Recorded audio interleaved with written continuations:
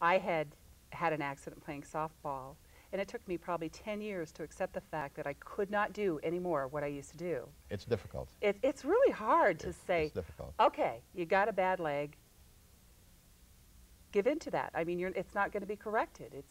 You can get rid of the pain, you can alleviate the pain with PainBreak, but you cannot get rid of the fact that I did so much damage to the knee. You're absolutely right. Yes. And that's universal. So the faith, everyone, that's where the faith comes in. That I had to feels make that acceptance to feel that faith exactly. that, look, it's okay to have a bad leg. It's okay to have a bad knee. It's okay that I'm not going to be 12, 20 years old anymore. I'm not going to be that anymore. Not only that it's okay, but you're going to be able to function and lead a life that's I'm not going to give in to the depression. I'm exactly. not going to be unhappy just because one thing is missing from my life. Exactly. Okay. Yeah, and that was a hard transition for me. It really was. Is it for most people? I mean, it is for most people. It really is. And so to help them develop that faith, we recommend a number of things. We recommend, first of all, that they may be associated with a church group, let's say. Right.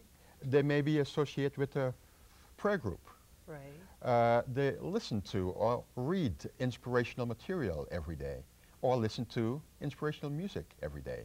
That gives them a sense of upliftment and gives them a sense of faith. Because faith basically is looking into an uncertain future with a certain degree of confidence. Right, because my orthopedic surgeon says you need a knee replacement at some point in your life, and I'm like, what? So you have to look at the future as really realistic.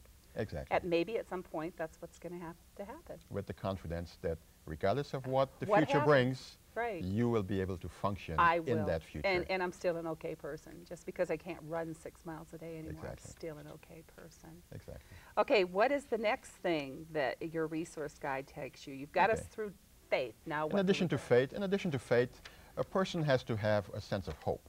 Right. And to develop that sense of hope, hope basically is a feeling of positive expectancy, looking forward with a positive expectancy. And, you know, what is important in your life? What are the areas in your life that are important? Your job, your recreation, your social life. Sure. Okay? And to develop that feeling of hope, that feeling of positive expectancy, what we recommend is that you set goals in these different areas of your life. Specific goals, things that you strive for. Okay. And what this does for you is it gives you something to look forward to, something to work to. It gives you something to look forward to. So you're saying managing pain, you have to, wait, let me recap this. First you have to recognize that you're going to have to live with this realistic injury or whatever's going on with your body. And then you're going to move to the faith. Exactly. And then hope. Exactly. And this makes a whole person. Or an accepting person. Exactly. Okay, well, how does PainBreak work in with all that? How does PainBreak work in with all that? Sure. Okay. Many, many times, if you're in constant pain, it's kind of hard to develop this faith and this hope. But if you have something that relieves the pain and gives you a chance to really collect your thoughts, collect your emotions, be able to think things through, you realize life isn't so bad. Exactly. Right, exactly. So you're saying you can get caught up in chronic pain. Exactly. Your whole life is encompassed by pain. Your whole life is preoccupied. So the PainBreak gives you a pain break. Exactly. Hey, that's pretty good. Gives you a pain break, and you can move back from it, and then you can see perhaps the future is more step back in a sense, and see now where do I go from here. Well, I think I'll buy a couple cases of this stuff. You know, I mean, I have a lot of people that need to buy this. Okay, your next point that you point out in your resource card is relaxation. Is that the result of? Well, remember I mentioned the fact that there are two specific things that we need to do. We need to first work on our attitude, develop and improve our attitude as it relates to our pain. And then there are certain actions that we need to take that'll help us cope with pain. And the first step in the action sequence is relaxation. Learning how to relax. Learning how to relax. There's many ways to do that. I mean, a walk on a beach, meditation music. Exactly. A back rub. I mean, rub some PainBreak on your back. I mean, is there a lot of ways to relax? Among the things you mentioned, whoops. Massage. Massage, getting a therapy. massage done, Right. of course. A warm bath, Right. something like that. Swimming, Swimming, which of doesn't course. seem to be as difficult on Any you of as- those kinds of things will help Right. you relax. Sure. Well, my daughter has fibromyalgia, so she has a lot of massage therapy, and it really seems to help her. Is that one of the things you recommend for pain? Exactly. Is it just the touch, or is it actually the massage? It's actually a combination. A combination of of the two. The touch and the kneading of the muscles helps to loosen them up, helps to relax them, relieve the tightness, which many Right, times right. contributes to the pain. Tension.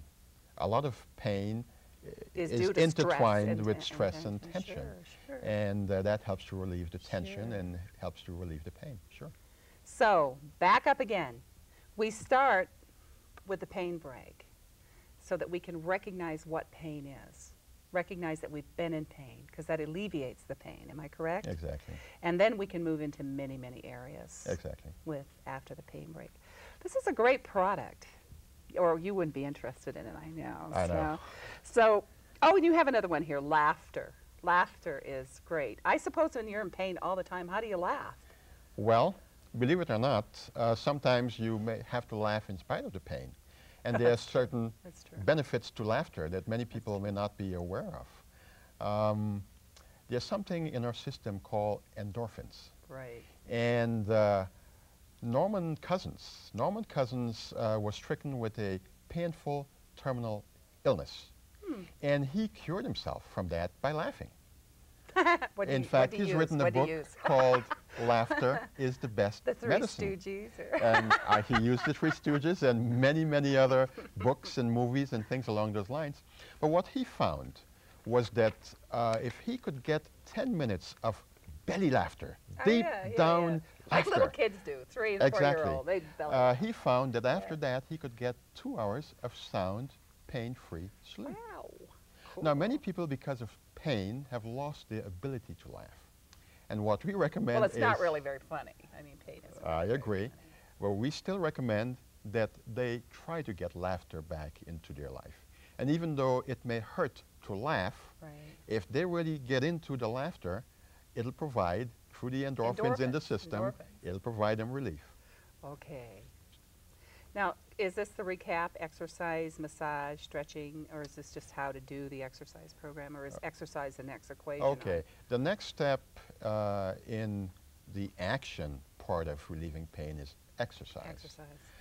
Exercise is a form of self-physical therapy. But how do you exercise when you're hurting? I mean, what kind of exercise do you do? I mean, Okay. There are a number of exercises we recommend. And the very first exercise we recommend, even before you exercise, you should warm up a little bit.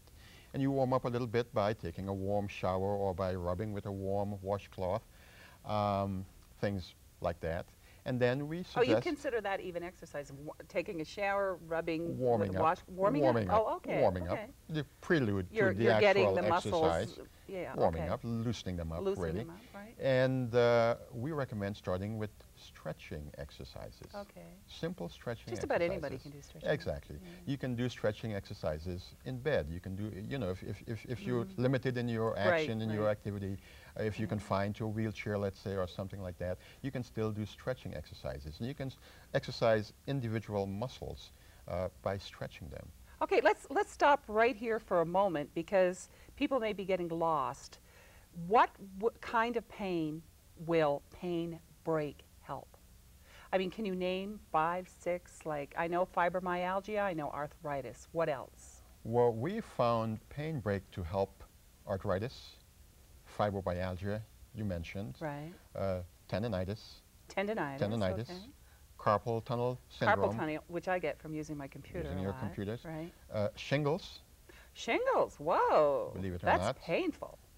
pain from neuritis, Neuritis. diabetic neuropathy. Oh, okay. We found bursitis as well. Bursitis.